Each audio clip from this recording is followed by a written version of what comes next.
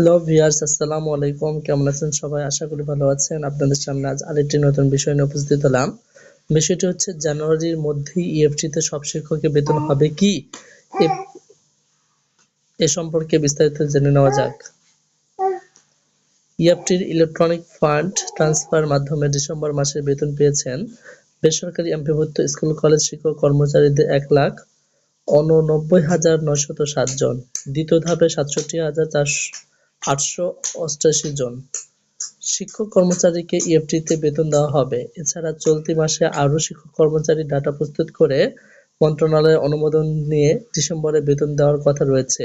জানুয়ারির মধ্যে ৩ ধাপে সব শিক্ষককে বেতন ভাতা ইএফটিতে দেওয়া সম্ভব হবে কি না তা নিয়ে অনিশ্চয়তা দেখা দিয়েছে।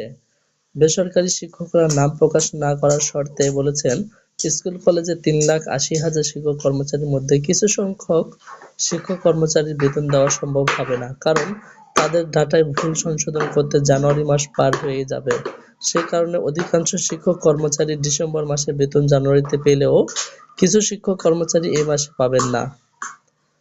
তবে মাধ্যমিক ও উচ্চশিক্ষা অধিদপ্তর বলছে, চলতি মাসের মধ্যে ডিসেম্বরে বেতন সব শিক্ষক কর্মচারীকে ইএফটির মাধ্যমে দেওয়া হবে। জানতে চাইলে মাধ্যমিক ও উচ্চশিক্ষা অধিদপ্তরের সহকারী পরিচালক মাধ্যমিক 2 এস.এম. জিয়াউল হায়দার হেনরি বলেন, আমরা প্রথম ধাপে ১,৮৯,৯০৭ জনের বেতন ইএফটির মাধ্যমে দিয়েছি। দ্বিতীয় ধাপে ৬৭,৪৪৪ জন শিক্ষক কর্মচারী ডাটা প্রস্তুত করে মন্ত্রণালয়ে অনুমোদনের জন্য পাঠিয়েছি।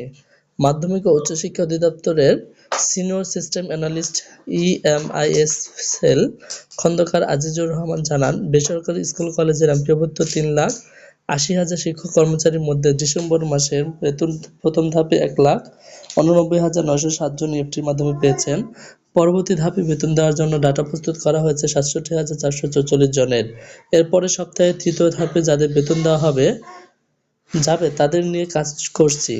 ২০২১ সালে ইএফটিতে বেতন দেওয়ার উদ্যোগ নিলেও শেষ পর্যন্ত তা সম্ভব হয়নি। গত ৫ই আগস্ট আওয়ামী লীগ সরকারের পতন হলে অন্তর্বর্তীকালীন সরকারের দায়িত্ব নেওয়ার পর ৩১শে ডিসেম্বর শিক্ষা উপদেষ্টা ওয়াহিদুদ্দিন মাহমুদ জানান, জানুয়ারিতে বেসরকারি শিক্ষক কর্মচারীদের বেতন দেওয়া হবে ইএফটির মাধ্যমে।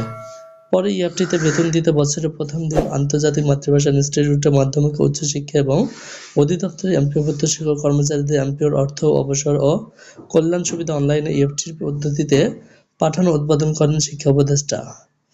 ধাপে ধাপে বেতন দেওয়া শুরু হয়।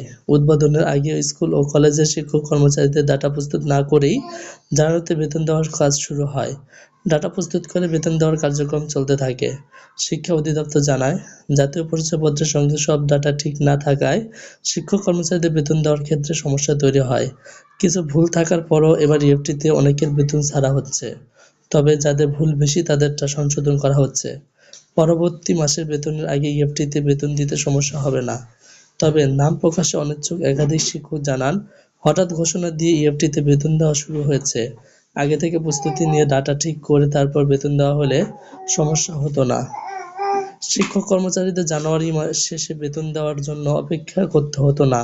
এদিকে মাদ্রাসা শিক্ষা অধিদপ্তরের ৮ বিভাগের ৮টি মাদ্রাসা শিক্ষা প্রতিষ্ঠানের শিক্ষক কর্মচারীদের ডিসেম্বরের বেতন পরীক্ষামূলক জানুয়ারিতে ইএফটির মাধ্যমে দিচ্ছে। বাকি মাদ্রাসা শিক্ষকদের বেতন ইএফটিতে দেওয়ার জন্য ডাটা প্রস্তুত করা হচ্ছে। এপ্রিলের মধ্যে মাদ্রাসা শিক্ষা প্রতিষ্ঠানের সব শিক্ষক কর্মচারীর বেতন ইএফটিতে দেওয়া হবে বলে মাদ্রাসা শিক্ষা অধিদপ্তর সূত্রে জানা গেছে। হ্যালো ভিউয়ার্স, আপনারা যদি আমাদের চ্যানেল নতুন হয়ে থাকেন চ্যানেলটি সাবস্ক্রাইব করে পাশে বেল আইকনটি বাজিয়ে দিন।